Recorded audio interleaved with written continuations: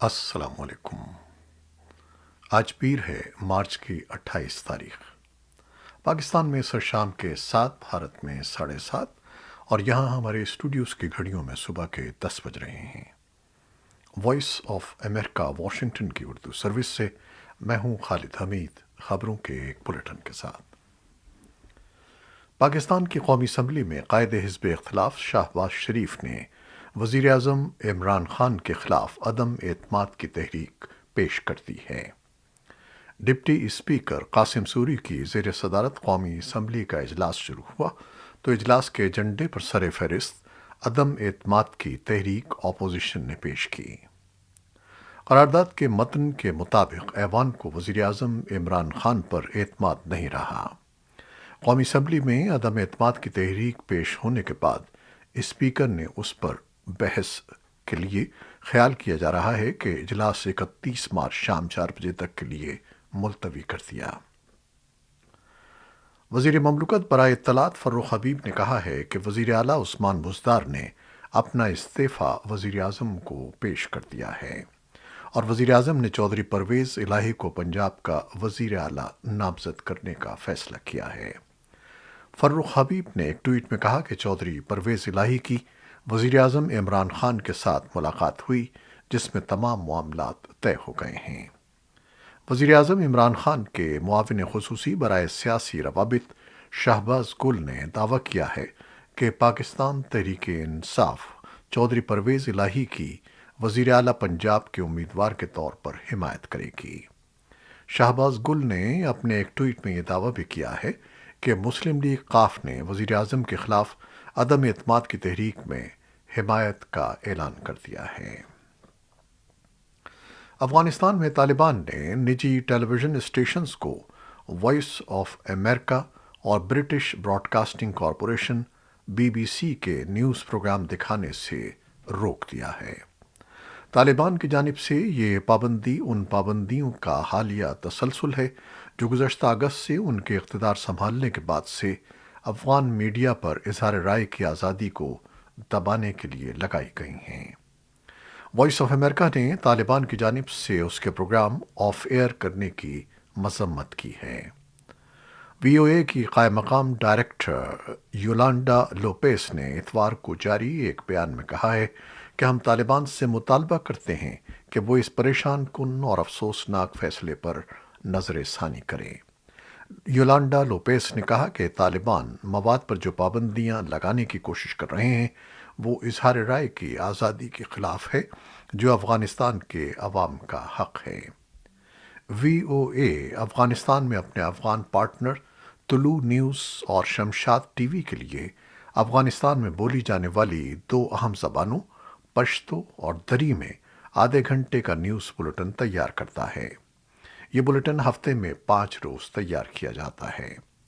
یولانڈا لوپیس نے ایک بیان میں کہا کہ اگرچہ افغانستان میں ہمارے ٹیلی ویژن پارٹنرز کے لیے طالبان کے احکامات مایوس کن اور افسوسناک ہیں، افغان عوام کو حقائق پر مبنی معلومات فراہم کرنا ہمارا عزم ہے، اور اسی لیے voice of America Pashto VOA.com اور دری VOA.com پر ٹیلی ویژن، ریڈیو اور انٹرنیٹ سمیت سوشل میڈیا پر جاری رہے گا۔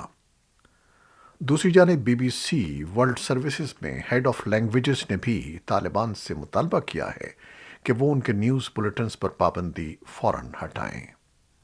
طالبان نے وائس آف امریکہ سمیت کچھ بیرونی میڈیا کے افغان TV چینلز پر جو پابندی لگائی ہے، اس کے بعد سے عوام میں مزید تشویش پھیل گئی ہے۔ دوسری جانب ماہرین کا کہنا ہے کہ اگرچہ طالبان چاہتے ہیں کہ ان کی حکومت کو عالمی سطح پر تسلیم کیا جائے، تاہم انہیں خدشہ ہے کہ وہ اپنے جنگجوؤں کو کھو دیں گے، اس لیے وہ ابھی تک عالمی دباؤ کے باوجود اپنی سخت گیر پالیسیوں کو جاری رکھے ہوئے ہیں۔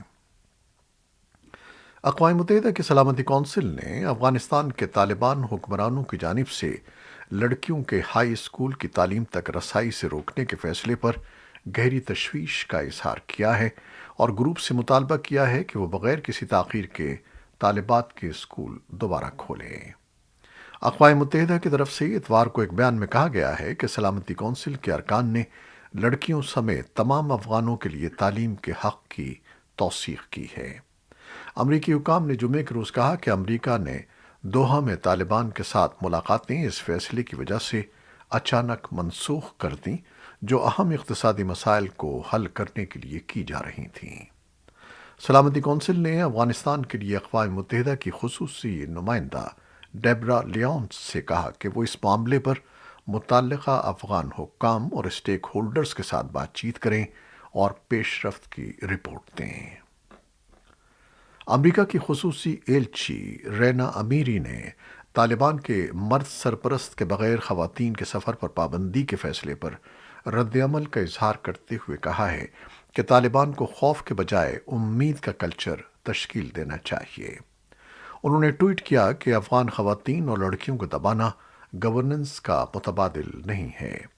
جنگ کو ختم کرنے اور افغانستان کو پائیداری کی طرف لے جانے کے لیے لڑکیوں کو اسکول میں واپس آنا چاہیے، نقل و حرکت کی رکاوٹوں کو ہٹایا جانا چاہیے اور خواتین کو افرادی قوت میں شامل کرنا چاہیے۔ خوف کے بجائے امید کا کلچر بنائیں۔ افغان ایئر لائن کے 2 اہلکاروں نے بتایا کہ طالبان حکمرانوں نے درجنوں خواتین کو کئی پروازوں میں سوار ہونے کی اجازت دینے سے انکار کر دیا، جن میں کچھ بیرون ملک جانے والی خواتین بھی شامل ہیں کیونکہ وہ مرد سرپرست کے بغیر سفر کر رہی تھیں۔ افغانستان کے طالبان حکمران کابل کے باہر غاروں میں بدھا کے قدیم مجسموں کی حفاظت کے لیے کام کر رہے ہیں۔ اس کی ایک وجہ ان کی یہ امید ہے کہ وہ اس مقام کو ترقی دینے کے لیے چینی سرمایہ کاری حاصل کر سکتے ہیں۔ ان غاروں کے بارے میں خیال کیا جاتا ہے کہ ان میں دنیا کا تانبے کا سب سے بڑا ذخیرہ موجود ہے۔ یہ صورتحال 2 دہائیاں پہلے کے بالکل برعکس ہے، جب طالبان نے ملک کے ایک اور حصے میں مہاتما بدھ کے مجسموں کو تباہ کر کے دنیا کو مشتعل کر دیا تھا۔ یہ تبدیلی افغانستان کی معدنی دولت کی جانب دنیا کی متوجہ کرنے کی کوشش ہے، جو طویل عرصے سے جاری جنگ اور ہنگامہ آرائی کی وجہ سے اب تک استعمال نہیں کی گئی ہے۔ چین کو اس میں دلچسپی تو ہے، لیکن وہ بین الاقوامی پابندیوں کے تحت طالبان کے ساتھ محتاط رویہ اپنائے ہوئے ہے۔ یوکرین اور روس امن مذاکرات کا ایک نیا دور شروع کر رہے ہیں۔ یوکرین کے صدر ولادیمیر زیلنسکی نے کہا کہ ان کی ترجیح ملکی خود مختاری اور علاقائی سالمیت ہے۔ زیلنسکی نے اتوار کو دیر گئے ایک ویڈیو خطاب میں کہا کہ ہم بغیر کسی تاخیر کے امن کی تلاش میں ہیں۔ زیلنسکی نے روسی صحافیوں سے بات کرتے ہوئے کہا کہ یوکرین امن کے معاہدے کے ایک حصے کے طور پر غیر جانبدارانہ حیثیت اختیار کرنے کے لیے تیار ہے، بشرطے کہ یہ تیسرے فریق کی ضمانتوں کے ساتھ طے پائے اور اسے ریفرنڈم کے لیے پیش کیا جائے۔ خبر رساں ادارے رائٹرز نے زیلنسکی کے معاون کے حوالے سے بتایا ہے کہ ترکی ان ممالک میں شامل ہے جو سلامتی کے معاملے پر یوکرین کے لیے ضامن ہو سکتے ہیں۔ ترکی تازہ ترین مذاکرات کی میزبانی کرنے والا ہے۔ ترکی کے صدر رجب طیب ایردوان نے اتوار کو روسی صدر ولادیمیر پوٹن کے ساتھ فون پر بات کی۔ ایردوان کے دفتر نے کہا کہ انہوں نے خطے میں جنگ بندی اور مزید فلاحی امداد کی ضرورت پر زور دیا۔ اقوام متحدہ کا کہنا ہے کہ یوکرین پر روس کے حملے نے 10 ملین افراد کو اپنے گھر بار چھوڑنے پر مجبور کیا ہے، جبکہ 3.8 ملین سے زیادہ افراد ملک چھوڑ کر چلے گئے ہیں۔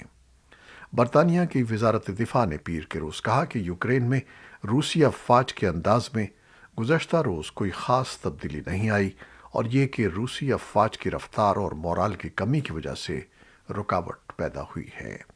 وزارت نے کہا کہ جنوبی شہر مریاپول میں شدید لڑائی جاری ہے، جہاں روس نے سب سے زیادہ رقبے پر قبضہ کر رکھا ہے۔ امریکہ کے صدر جو بائیڈن نے کہا ہے کہ انہوں نے روس میں اقتدار کی تبدیلی کا مطالبہ نہیں کیا۔ اتوار کو جب بائیڈن واشنگٹن ڈی سی کے ایک چرچ سے نکل رہے تھے، اس وقت صحافیوں نے ان سے پوچھا کہ کیا وہ روس میں حکومت کی تبدیلی کا مطالبہ کر رہے ہیں، تو انہوں نے نفی میں جواب دیا۔ اس سے قبل ہفتے کو وارسا میں ایک تقریر کے دوران صدر جو بائیڈن نے کہا تھا کہ پوٹن اقتدار میں نہیں رہ سکتے، لیکن بائیڈن انتظامیہ کے ایک اعلیٰ اہلکار نے فوراً ہی صدر کے بیان کی وضاحت کرتے ہوئے صحافیوں کو بتایا کہ صدر کا نقطہ یہ تھا کہ پوٹن کو اپنے پڑوسیوں یا خطے پر طاقت استعمال کرنے کی اجازت نہیں دی جا سکتی۔ وہ روس میں پوٹن کی طاقت یا حکومت کی تبدیلی پر بات نہیں کر رہے تھے۔ اسرائیل، امریکہ، متحدہ عرب امارات، بحرین، مراکش اور مصر کے وزرائے خارجہ نے مشرق وسطیٰ میں تعاون اور تعلقات کو وسعت دینے کی کوششوں پر اظہار خیال کیا ہے اور اسرائیل اور عرب ممالک کے درمیان تعلقات میں بہتری کی جانب توجہ دلائی ہے۔ اسرائیل میں امریکی وزیر خارجہ اینٹونی بلنکن نے ایک مشترکہ نیوز کانفرنس میں کہا کہ صرف چند سال پہلے اس اجتماع کا تصور کرنا بھی ناممکن تھا۔ صحرائے نقب میں منعقد ہونے والا یہ اجلاس اسرائیل کے سن 2020 میں متحدہ عرب امارات، بحرین اور مراکش کے ساتھ تعلقات کو معمول پر لانے کے بعد ہوا۔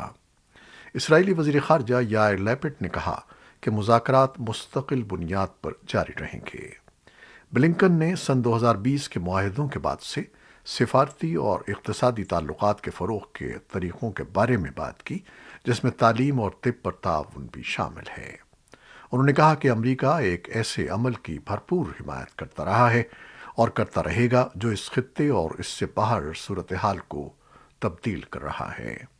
وزراء نے اس تاریخی میٹنگ میں کئی مسائل پر بات چیت کی، جس میں ایران جوہری معاہدے کو دوبارہ شروع کرنے کے لیے جاری کوششیں اور روس کے حملے کی مزاحمت میں یوکرین کی مزید مدد کے لیے امریکی دباؤ شامل ہے۔ وسطی اسرائیل میں اتوار کو 2 مسلح عرب افراد نے ایک حملے میں 2 اسرائیلی پولیس اہلکاروں کو ہلاک اور 4 کو زخمی کر دیا۔ اسرائیلی سیکیورٹی حکام کا کہنا ہے کہ حملہ آور اسرائیل کے شہری اور داعش جنگجو گروپ کے ہمدرد تھے۔ اسرائیلی پولیس نے دونوں مسلح افراد کو گولی مار کر ہلاک کر دیا۔ داعش کے ایک بیان میں اس حملے کی ذمہ داری قبول کی گئی ہے، جو تل ابیب سے 50 کلومیٹر شمال میں واقع شہر حدیرہ میں ہوا۔ امریکی وزیر خارجہ اینٹونی بلنکن نے ٹویٹر پر لکھا کہ ہم اسرائیل کے شہر حدیرہ میں آج کے دہشت گردانہ حملے کی مذمت کرتے ہیں۔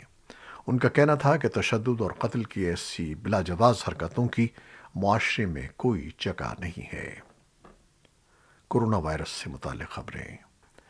چین نے پیر کے روز اپنے سب سے بڑے شہر شنگھائی کے بیشتر حصے کو لاک ڈاؤن کرنا شروع کر دیا، جب کورونا وائرس کے پھیلاؤ میں اضافہ ہوا۔ شنگھائی کے مالیاتی ضلع اور قریبی علاقوں کو جمعے تک لاک ڈاؤن کر دیا جائے گا، کیونکہ شہر بھر میں بڑے پیمانے پر ٹیسٹنگ جاری ہے۔ لاک ڈاؤن کے دوسرے مرحلے میں دریائے فرات دریا کے کنارے بھی شہروں کو لاک ڈاؤن کر دیا گیا ہے۔ جنوبی کوریا میں بھی کووڈ 19 نے ایک بار پھر زور پکڑا ہے اور فروری کے اوائل سے اب تک 90 لاکھ سے زیادہ کیسز رپورٹ ہوئے ہیں۔ کورین حکام کے مطابق جمعے کو 3,39,000 سے زائد کیس رپورٹ ہوئے ہیں۔ یورپی یونین کی یورپین میڈیسن ایجنسی نے کہا ہے کہ وہ ایسٹرازینیکا کی اینٹی باڈی دوا کے استعمال کی اجازت دے رہی ہے۔ یہ 12 سال سے بڑی عمر کے افراد کو دی جائے گی۔ اس نئی دوا کا مقصد کورونا کا انسداد ہے اور یہ ان لوگوں کو دی جائے گی جنہیں تاحال کورونا وائرس نہیں ہوا۔ ایجنسی کا کہنا ہے کہ ڈیٹا سے ظاہر ہوا ہے کہ یہ دوا انفیکشن کو روکنے کے سلسلے میں 70% مؤثر رہی، اور تاہم اومیکرون ویرینٹ کے خلاف یہ نسبتاً کم مؤثر ہو سکتی ہے۔ گزشتہ ہفتے برطانیہ میں بھی اس کے استعمال کی اجازت دی گئی ہے۔ امریکہ میں دسمبر میں اس کے استعمال کی محدود اجازت دی گئی تھی، اور یہ صرف ان لوگوں کے لیے تجویز کی گئی جن کو صحت کے سنگین مسائل ہیں یا انہیں الرجی کا مرض لاحق ہے۔ طالبان کی وزارت صحت عامہ نے پیر کو پورے افغانستان میں پولیو کے قطرے پلانے کی قومی مہم کا آغاز کر دیا ہے۔ وزارت صحت عامہ کا کہنا ہے کہ اس مہم کے دوران 9.6 ملین بچوں کو انسداد پولیو کے قطرے پلائے جائیں گے۔ ہالی ووڈ کے سب سے معتبر ایوارڈ آسکرز سن 2020 کا میلہ فلم کوڈا نے لوٹ لیا ہے، جبکہ فلم ڈیون 6 آسکرز حاصل کرنے میں کامیاب رہی ہے۔ اتوار کو امریکہ کے شہر لاس اینجلیس کے ڈالبی تھیٹرز میں آسکرز کی رنگا رنگ تقریب منعقد ہوئی، جس میں ہالی ووڈ کے اداکاروں، ہدایت کاروں اور دیگر نامور شخصیات نے شرکت کی۔ گزشتہ برس عالمی وبا کرونا وائرس کی وجہ سے تقریب ورچوئل منعقد کی گئی تھی۔ البتہ اس بار آسکرز میں ایک نہیں بلکہ 3 میزبانوں نے تقریب کو سجایا۔ آسکرز کی تاریخ میں پہلی مرتبہ نشریاتی ادارے کے دباؤ میں آ کر 8 کیٹیگریز کے ایوارڈ تقریب کی نشریات شروع ہونے سے پہلے دیے گئے۔ ان میں زیادہ تر کیٹیگریز کیمرے کے پیچھے کام کرنے والے افراد کے لیے تھیں۔ اس تبدیلی سے کیمرے کے پیچھے کام کرنے والوں کے ساتھ ساتھ اسپیل برگ جیسے ہدایت کار ناخوش نظر آئے۔